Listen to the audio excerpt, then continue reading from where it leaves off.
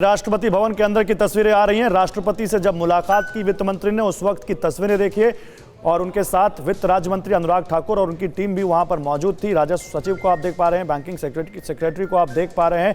ये उस वक्त की तस्वीरें जब राष्ट्रपति श्री रामनाथ कोविंद से मिली वित्त मंत्री निर्मला सीतारमण, जो कि एक परंपरा रहती है। बजट पेश करने से पहले वित्त मंत्री राष्ट्रपति से मिलते हैं और उनको बजट के बारे में जानकारी देते हैं। हाँ, तो मैं ये कह रहा था कि जब टैक्स के बाद टैक्सेशन के बारे में बात करते हैं तो ये सही, जैसे पहले किसी पैनलिस्ट ने कहा कि टैक्स बेस बढ़ना चाहिए। हमारी कोशिश भी है कि टैक्स बेस बढ़े, टैक्स पेयर्स बढ़े, लोगों पे ज़्यादा भार नहीं है। लेकिन इस वक्त महामारी के समय, कोरोना के समय, जाहिर है कि रेवेन्यूज़ जो है थोड़ा इम्पैक्ट हुआ है। अगर ऐसे में कोई अगर सरकार चाहती है कि किसी बेटर जो ज़्यादा सुपर रिच हो या फिर ऐसे कॉर्पोरेट जो बहुत प्रॉफिट बना रहे हैं, तो एक लेवल से ऊपर अगर प्रॉफिट बना रहे तो उनको 1-2 साल के लिए अगर टैक्स लगा भी दे, अगर लगा दे, मुझे मालूम नहीं, इसकी जानकारी नहीं, तो मुझे आश्चर्य नहीं होगा। इसलिए कि जाहिर है कि अगर वैक्सीनेशन का कॉस्ट लोग एक्सपेक्ट करते हैं कि सरकार पूरा बियर करे, तो सरकार के पास रेवेन्यू लेकिन एक पॉलिटिकल क्वेश्चन है मेरा। पी चिदम्बरम ने कल एक बड़ा लेख लिखा है और उन्होंने कहा कि मुझे वी शेप रिकवरी की कोई उम्मीद नहीं, जो आर्थिक सर्वेक्षण में कहा गया है। और उन्होंने कहा कि जरूरत है खर्च करने की डिफेंस और इंफ्रा पर,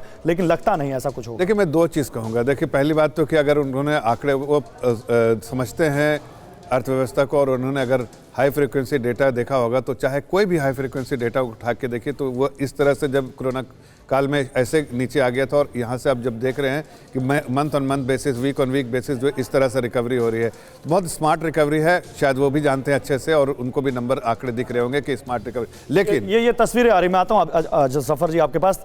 संसद पहुंच चुकी हैं वित्त मंत्री, तस्वीरें देखिए।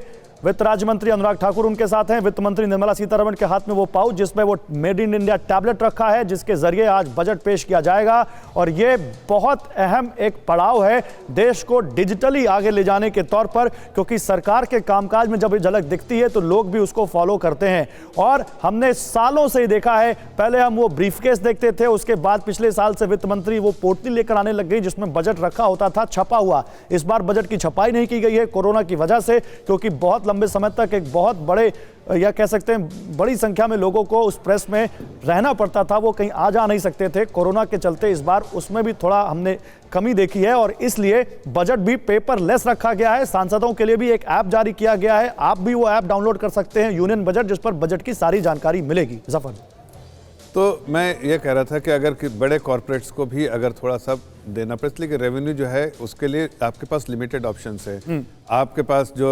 डायरेक्ट टैक्स है या इनडायरेक्ट टैक्स है, 2 ही है। और उसके साथ साथ आप जब अगर आप फिस्कल डेफिसिट को कंट्रोल करना चाहते हैं तो आप डिसइन्वेस्टमेंट करते हैं, एसेट मोनेटाइजेशन स्कीम लाते हैं ताकि फिस्कल डेफिसिट बहुत बड़ा नहीं रहे।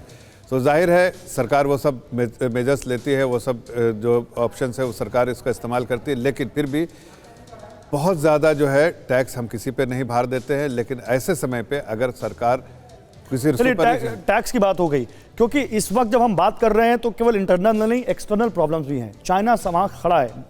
सरकार ने सेना को इस दौरान काफ़ी छूट दी, पहले 10 दिन फिर 15 दिन का वो गोला बारूद अपने पास रख सकते हैं और उसके लिए किसी मंजूरी की ज़रूरत नहीं है, खरीद सकते हैं। क्या डिफेंस में हम इस प्रॉब्लम की, या डिफेंस बजट में हम कोई ऐसी झलक देखेंगे? देखिए, जो फोकस रहेगा मुझे लगता है इस बजट में, वो रहेगा हेल्थ पे, एजुकेशन पे, इंफ्रा पे, आपको ग्लोबल इन्वेस्टर्स को अट्रैक्ट करने के लिए और प्राइवेट कैपेक्स को बढ़ाने के लिए कुछ हो सकता है, सोप्स दिया जा सकता है। और साथ साथ जो है डिफेंस पे भी फोकस रहेगा, ये पक्की बात है। इसके ठीक है। फिक्र आपकी, सोमवार से शुक्रवार रात 9 बजे सिर्फ TV9 भारतवर्ष पर।